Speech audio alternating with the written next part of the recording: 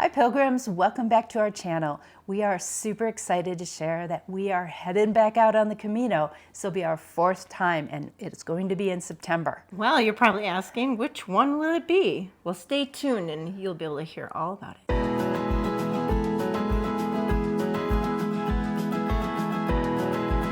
I'm Sue. And I'm Anne Marie, and we're Sisters of Santiago.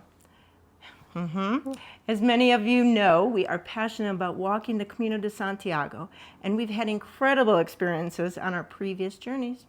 And today we're thrilled to announce that we are embarking on our 4th Camino, as I said, in September, which will mark our 2-year anniversary from our first Camino on the Frances. On our 4th Camino, we've decided to swap out our Camino shell for the Tau cross. Still confused?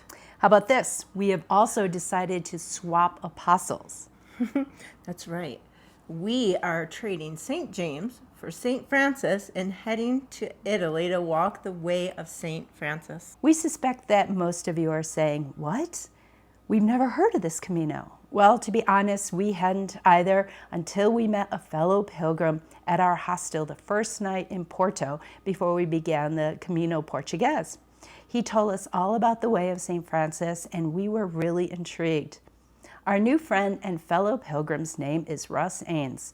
Russ has written several books on the Camino and has led many walking tours through the company called Pilgrim Paths. And we've put a link below to Russ's books as well as the tour company if you're interested in learning more. When we got home from the Camino Portuguese, we started doing research about the way of St. Francis, and we are very excited about what we uncovered. Yep. This Camino offers a unique blend of stunning scenery, historical sites, and, of course, amazing food from Italy. Italian food, yay! Before we dive into the Camino itself, we thought we would share a bit about St. Francis's story with you. St. Francis was born in 1181 in the town of Assisi and was the son of a wealthy merchant. He lived a very privileged life in his early years. However, his world took a dramatic turn after a series of events that profoundly changed his perspective. After his release from spending a year as a prisoner of war, he experienced a series of visions that led him to renounce his wealth and actually dedicate his life to serving the poor and the sick. St. Francis is perhaps best known for his deep love for nature and all living creatures. His message of peace, simplicity, and compassion extended to all aspects of his life.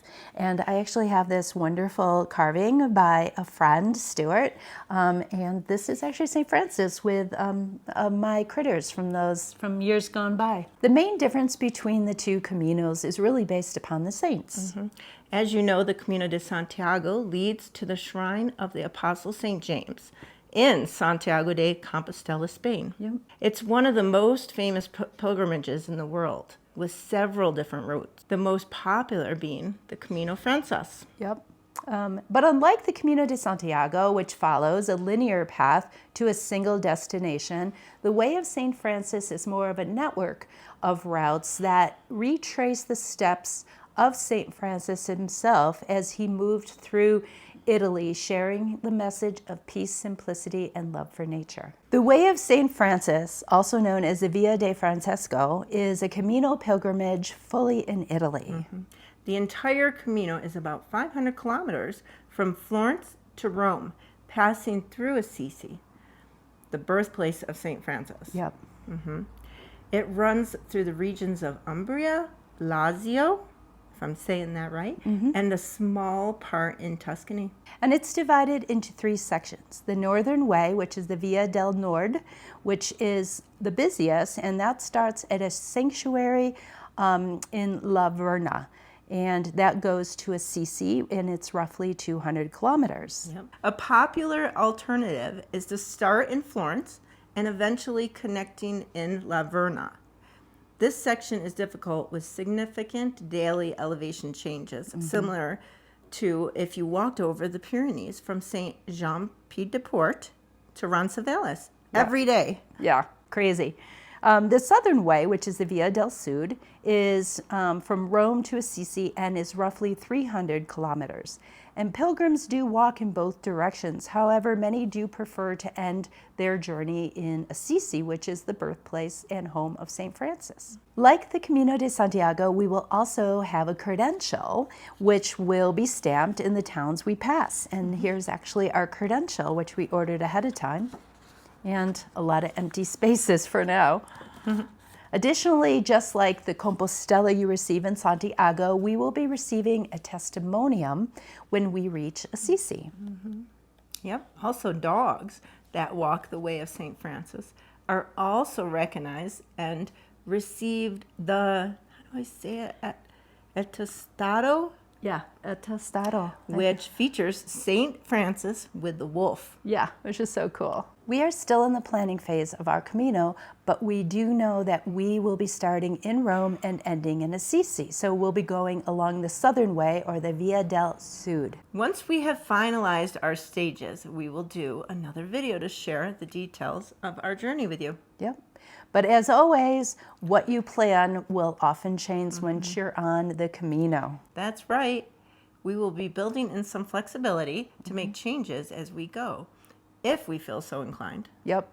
And like we have for our other Caminos, we will be documenting our entire journey of the Way of St. Francis with daily vlogs. We also plan on doing some lives, right? Absolutely. Yeah, definitely. If you want to follow our journey on the Way of St. Francis, please make sure to subscribe and hit the notification bell to stay up to date on our trek. Oh, and if you are excited about what we've shared today, please give us a thumbs up.